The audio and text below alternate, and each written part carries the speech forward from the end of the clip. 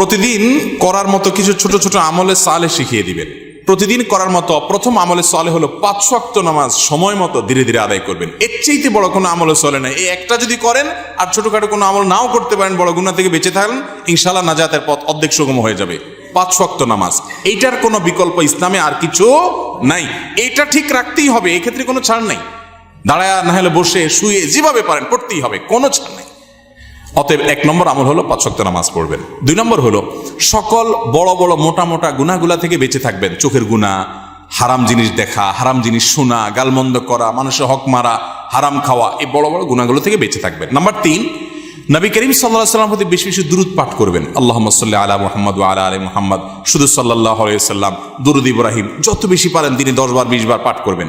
Number 4, ইস্তিগফার বেশি বেশি করবেন। আস্তাগফিরুল্লাহ ওয়া আতুবু ইলাইহি, আস্তাগফিরুল্লাহ ওয়া আতুবু ইলাইহি, আস্তাগফিরুল্লাহ আল্লাযী লা ইলাহা ইল্লা হুয়াল হাইয়ুল কাইয়্যুম, এরকম ইস্তিগফার করবেন। নাম্বার 5, যেই কোনো কাজ করবেন, এই কাজগুলোর পাশাপাশি কোরআনে কারীমের তেলাওয়াত প্রতিদিন একটু একটু করে করবেন। বিশেষ করে সূরা ইখলাস, কুল হুয়াল্লাহ সূরা একবার পড়লে 3 ভাগের কোরআন 3 ভাগের 1 ভাগ পড়ার সমান সওয়াব হয়। অতএব আপনি চাইলে কয়েক মিনিটের ভিতরে পুরো 1 খতম কোরআনের সওয়াব পেতে পারেন। বিশেষ সূরা ইখলাস পাঠ করবেন। 6 নম্বর হলো যত জিকির আছে কোরআন হাদিসে বর্ণিত, এই জিকিরগুলো বেশি বেশি করে পাঠ করবেন। যেমন সুবহানাল্লাহ ওয়া বিহামদিহি সুবহানাল্লাহিল আযীম, তারপর লা হাওলা ওয়ালা কুওয়াতা ইল্লা বিল্লাহ, এটাকে জান্নাতের ভান্ডার বলা হয়েছে। তারপর আপনার দুরূদ ইব্রাহিমের পাশাপাশি অন্যান্য সাধারণ দুরূদ তো পড়বেনই।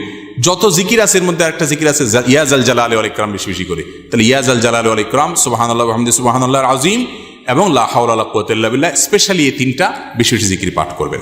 কোনো মুসলমানকে জাহান্নামে দেওয়ার পর কখনো কি তাকে জান্নাতে দেওয়া হবে? খুব গুরুত্বপূর্ণ একটা প্রশ্ন। একটু আগে যে গোষ্ঠীর কথা বলছিলাম, যারা আমাদের নবীজির হাদিসকে অস্বীকার করে, তারা শুধু কোরআন দিয়ে চলতে চায়, শুধু কোরআনে এত ইনিশিয়েট দেওয়া আছে যে এটা দিয়ে সে চলতে পারবে না। শুধু কোরআন যদি দিয়ে চলতে চায়, কোরআন তারা আমাদের নবী থেকেই পাইছে, এখন নবীর কোরআনটা মানবে, হাদিসটা মানবে না। এটা হলো একরকম মামুর ভাইয়ের আবদারের মতো। তো এই লোকগুলা বলে যে যারা জাহান্নামে যাবে তারা চিরকাল জাহান্নামে যাবে, আর কোনোদিন জান্নাতে যাবে না। এটা ভুল কথা। কোরআনে কারিমে আল্লাহ রাব্বুল আলামিন জাহান্নামীদের বিভিন্ন বিবরণ উল্লেখ করেছেন।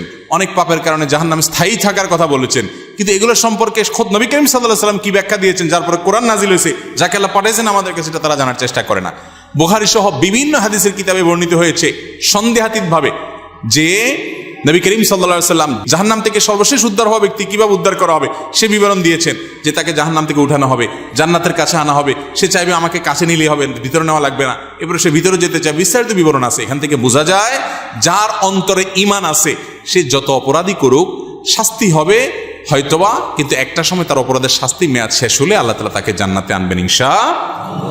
এই চিন্তা করে এবার তাহলে নিশ্চিন্তে পাপ করতে পারেন, যেহেতু জান্নাতে আসবেনই একবার, আর টেনশন কি। কিন্তু জাহান্নামে পড়ার পরে আল্লাহ তাআলা আমাদেরকে হেফাজত রাখুন। কেউ যদি বেদাতকে সুন্নত মনে করে বা বলে, তার কি ঈমান থাকবে? বেদাতকে সুন্নত বললেই বেঈমান হয়ে যাবে না, এত সহজ ক্যালকুলেশন করা যাবে না। একটা আমলকে একজন বেদাত বলছে, আরেকজন বলছে না এটা, আপনি বলছেন বেদাত, আমি বলছি না বা দাঁত, এটা দাঁত আছে। কেউ দাঁত পাইছে, কেউ দাঁত পায় নাই, অর্থাৎ কেউ সুন্নত মনে করতেছে, কেউ বেদাত পাইছে। এটা নিয়ে ইজতিহাদ বা বুঝের মত পার্থক্য হতে পারে, এর কারণে কেউ কাফের বা মুসলমান হবে না। বেদাত জঘন্য খারাপ জিনিস, কিন্তু এই খারাপ জিনিস কোনটা, এটা বেদাত কিনা আদৌ, এটা নিয়ে সংজ্ঞা নিয়ে ওলামাদের মধ্যে মত পার্থক্য থাকতে পারে। অনেক বড় বড় ইমামদের মধ্যে মত পার্থক্য আছে। একই কথাকে একজন ইমাম বলছেন বেদাত, আরেকজন বলছেন এটা বেদাত না। অতএব এটা নিয়ে মারামারি করবেন না।